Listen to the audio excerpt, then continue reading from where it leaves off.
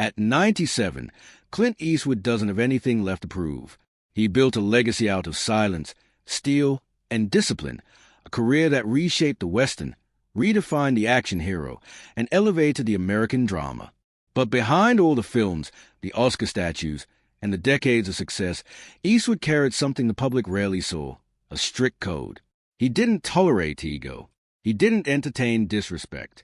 He didn't waste time arguing. When someone crossed him, he didn't shout or start interviews. He shut the door quietly and permanently. Now, in the final stretch of his life, Clint Eastwood acknowledges the people who violated that code. 7 names. 7 clashes that shaped his understanding of who he never wanted in his world again. These are the actors Clint Eastwood hated the most. Number 1, Michael Moore. Their clash dates back to 2005 at the National Board of Review Awards, where Eastwood delivered a moment that became legendary.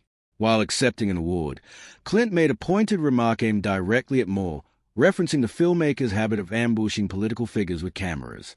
Clint warned him, in front of the entire room, that if Moore ever came knocking at his house the way he approached others, he would kill him. The audience laughed. Clint didn't. The clash wasn't a misunderstanding. Clint despised Moore's confrontational style of filmmaking, especially the way Moore attacked military decisions and publicly criticized institutions Clint believed deserved respect. Moore later attempted to frame the moment as a joke and used online commentary to suggest Clint and other conservative celebrities disliked him for political reasons. But Clint's reaction wasn't political. It was personal. He saw Moore's approach as invasive, manipulative, and disrespectful. The two men never reconciled, and Moore became the first permanent entry on Clint Eastwood's blacklist. Number 2, Spike Lee. Their feud erupted when Lee publicly criticized Eastwood's film Flags of Our Fathers and Letters from Iwo Jima, claiming they failed to acknowledge black Marines who fought in the Pacific. Clint responded bluntly, explaining that the specific flag-raising event depicted in the film did not include black soldiers, and that he wasn't going to rewrite history for the sake of modern commentary. But Spike pushed harder, accusing Clint of ignoring black contributions and calling him an angry old man. Clint, usually unbothered by industry noise, took this personally.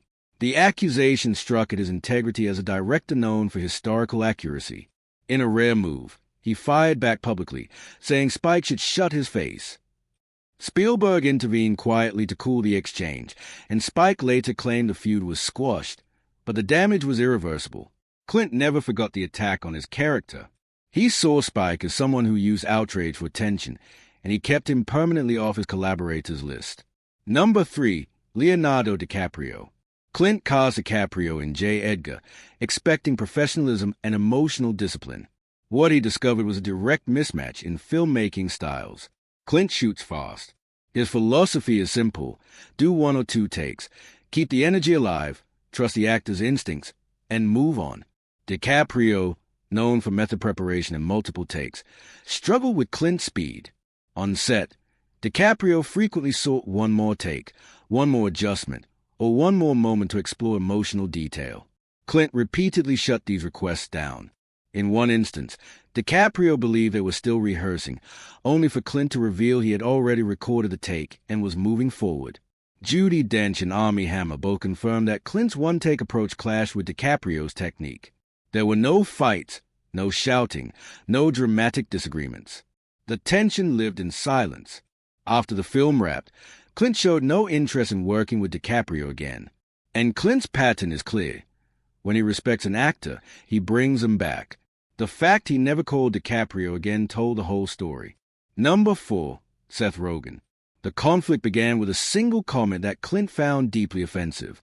After the release of American Sniper, a film Clint made as a tribute to military service and the emotional cost of war, Rogen tweeted that the movie reminded him of a piece of Nazi propaganda shown in Inglourious Basterds.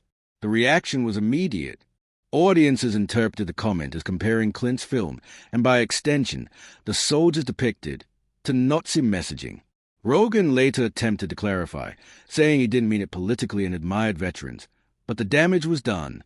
Clint considered the comparison an insult to the people the film honored and a sign of ignorance toward the hardships of soldiers.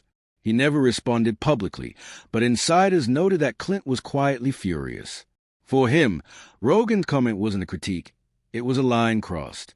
Clint erased him from consideration permanently. Clint Eastwood built his career on discipline, respect, and truth. Anyone who violated those principles earned a place on a list he never spoke about, but never forgot. And these were only the first 4 names. 3 more would shape Clint's understanding of who he could never stand beside again. Number 5, Gene Hackman. Their collaboration on Unforgiven is often praised as one of the greatest actor-director pairings in modern cinema. But behind the scenes, the relationship was far more strained than the final film suggested. Hackman was intense, demanding, and forceful in every scene. He pushed hard for his interpretation of Little Bill, questioning direction, altering delivery, and challenging staging whenever he felt it was necessary. Eastwood, known for his calm, low-tension directing style, found Hackman's energy overwhelming. Clint preferred silence, minimal takes, and instinctive performances. Hackman preferred confrontation, exploration, and constant refinement. The clash became obvious early in production.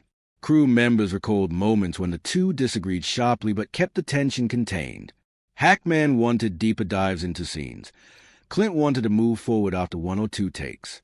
Despite the friction, Hackman delivered an Oscar-winning performance. But Clint never forgot the difficulty of navigating that energy. They remained respectful in public, but neither man pursued another collaboration. For Clint, Hackman symbolized a type of actor he didn't want to wrestle with again. Number 6, John Wayne. The conflict between Eastwood and Wayne stands as one of Hollywood's legendary generational divides. By the time Clint began directing his own westerns, he was committed to realism, dark, violent, morally complex stories that stripped away the heroic myth of the Old West. Wayne hated this approach. When High Plains Drifter was released, Wayne sent Eastwood a scathing letter criticizing the film and claiming it insulted the legacy of American pioneer stories. Wayne believed Clint's brutal, revisionist storytelling was harmful to the image of the Western hero he had spent decades building. Clint responded by offering Wayne the lead in a film called The Hostiles, hoping to find common ground. Wayne rejected it. Clint revised the script and offered it again. Wayne rejected it a second time and dismissed the project entirely. The disagreement wasn't personal at first, but Wayne's hostility toward Clint's vision made reconciliation impossible. Their views of cinema were built on opposite philosophies. Wayne clung to myth. Clint believed in exposing the truth beneath it. They shook hands later in life, but the divide between them never closed. Number 7, Tom Hanks. On the surface, Clint and Hanks appeared to be the kind of respectful veterans who would naturally bond. When they worked together on Sully, both men treated the collaboration professionally. But beneath that professionalism, the clash was clear. Hanks prefers discussion, exploration, and emotional shaping before a scene. Clint doesn't. Clint runs his sets quietly, quickly, and without excess revision. He expects actors to be ready the moment the camera rolls. Hanks struggled with Clint's approach. He admitted publicly that Clint's presence on set was intimidating, not because Clint was loud, but because he was silent and decisive. Clint would give minimal direction, sometimes none at all, and then call "that's enough of that," signaling the end of a take. Hanks delivered, but the working process left him uneasy. When the film wrapped, both men praised each other, but the absence of any future collaboration was telling. Clint never brought Hanks back, and Hanks never expressed interest in returning. For Clint, the mismatch in process was enough reason to walk away permanently. As the years passed, Clint's code only grew stricter. He stopped trying to work around incompatible personalities. He stopped giving multiple chances. He stopped tolerating actors and directors who created tension, wasted time, or disrespected the integrity of the story. At this point in his life, Clint is defined as much by the people he refuses to work with as by the people he champions. He built a creative world where discipline mattered more than ego, where simplicity mattered more than spectacle, and where the people beside him needed to understand the value of quiet professionalism. Every name on his list earned its place not through gossip or petty disagreements, but through clashes that cut into the core of Clint's working philosophy. Each of these conflicts shaped him. Moore represented disrespect. Spike Lee represented public provocation. DiCaprio and Hanks represented process clashes Clint had no patience for. Rogen represented a complete misunderstanding of Clint's values. Hackman represented intensity Clint never wanted to wrestle with again. Wayne represented a philosophical divide about what filmmaking should be. Together, these names reveal the boundaries Clint built around himself and the standards he refused to lower. The 7 people Clint Eastwood hated the most were not chosen lightly. They were chosen through experience. Experience that told him exactly who belonged in his world and who didn't. And for Clint, those decisions were final. Clint Eastwood's career has always been defined by the people he let into his circle as much as by the ones he quietly pushed out of it. Across 7 decades of filmmaking, he protected his sets with a firmness that came from experience. He learned early on that one disruptive personality could throw off the entire rhythm of a project. He kept his process simple, his expectations clear, and his atmosphere controlled. The moment someone interfered with that structure, the line was drawn. He didn't argue. He didn't negotiate. He simply cut the cord and moved forward without them. At 97, the names he remembers most clearly are the ones who violated the principles that guided his entire career. Michael Moore represented a type of provocation Clint refused to tolerate. The ambush documentary tactics, the political grandstanding, and the attempt to publicly frame their clash as comedic or ideological left no room for respect. Clint saw Moore as a threat to privacy, integrity, and the dignity of the subjects being portrayed. Spike Lee represented a different kind of conflict, one rooted in public accusation and mistrust. Spike's criticism of Clint's historical approach struck at the heart of his identity as a storyteller. Clint never forgot the harsh words thrown during that period, and although the feud quieted, the memory of the disrespect remained. The tension with Leonardo DiCaprio taught Clint that modern acting methods didn't always belong on his sets. DiCaprio's request for multiple takes, layered exploration, and emotional recalibration clashed sharply with Clint's one-take discipline. Clint respected talent but despised inefficiency. He expected actors to arrive fully prepared and deliver on command, not reshape scenes through repetition. When DiCaprio pushed for more time, Clint saw it as unnecessary complication. He moved forward without hesitation, and the partnership ended permanently. Seth Rogen's situation was more personal than professional. Rogen's comparison of American Sniper to a piece of propaganda cut directly into Clint's belief in honoring soldiers and their experiences. Clint viewed the comment as careless and disrespectful, even if Rogen insisted he meant no harm. Clint never accepted that explanation. He believed that some subjects, especially military service, deserved seriousness, not shallow online commentary. The trust was broken, and that was enough. Gene Hackman, despite his immense talent, reminded Clint of the dangers of clashing temperaments. Their work on Unforgiven proved that brilliance could coexist with difficulty, but Clint had no desire to repeat that struggle. Hackman's intensity, challenges, and emotional volatility made the set heavier than Clint preferred. He respected the performance but disliked the process.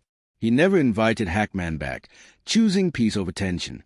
John Wayne represented an even deeper divide, generational, philosophical, and cultural. Wayne's rejection of Clint's darker, more realistic portrayal of the West became a symbolic break. Wayne represented the mythic cowboy. Clint represented the flawed, human, morally compromised frontier. Their views simply couldn't coexist. Wayne's criticism of High Plains Drifter and his refusal to collaborate on The Hostiles highlighted the gap between them. They eventually showed respect for each other as icons, but they never bridged a creative chasm that separated their visions. Tom Hanks showed Clint something he understood too well. Not every great actor works well under pressureless leadership. Clint's style, the quiet walking, the minimal direction, the sudden calls of "that's enough of that," didn't fit Hanks' process. Hanks needed time to explore a scene, while Clint wanted it done quickly and naturally. The respect remained, but the mismatch made a second collaboration impossible. Clint valued simplicity, and he disliked working with actors who struggled under his methods, no matter how skilled they were. By the time Clint reached his 90s, these experiences became fixed in his memory. He didn't revisit them. He didn't question them. They became part of the code that shaped his career. The 7 names he hated weren't chosen out of impulse or emotion. They came from years of working, observing, and learning the cost of letting the wrong people into the creative process. Each name represented a violation of trust or philosophy, a moment where Clint's values collided with someone else's behavior or beliefs. Clint Eastwood's legacy is built on more than films. It's built on a lifetime of choosing discipline over chaos, respect over argument, silence over spectacle. The actors he hated the most were the ones who made the work heavier, the sets noisier, or the conflict public. Clint never chased revenge. He never fought for headlines. He simply stepped away, and the industry followed his lead. His blacklist wasn't loud, but it was final. 7 names, 7 reasons, 1 unbreakable code. As Clint Eastwood enters a final chapter of his life, he stands by every decision he made about the people he refused to work with. For him, peace mattered more than collaboration. Integrity mattered more than relationships. And once you violated those things, you never stepped onto a set again. What do you think? Was Clint protecting his values, or was he too unforgiving toward the actors who clashed with him? Tell us in the comments below. And if you want more untold stories from Hollywood's hidden corners, hit like, subscribe, and tap the bell so you never miss what's coming next.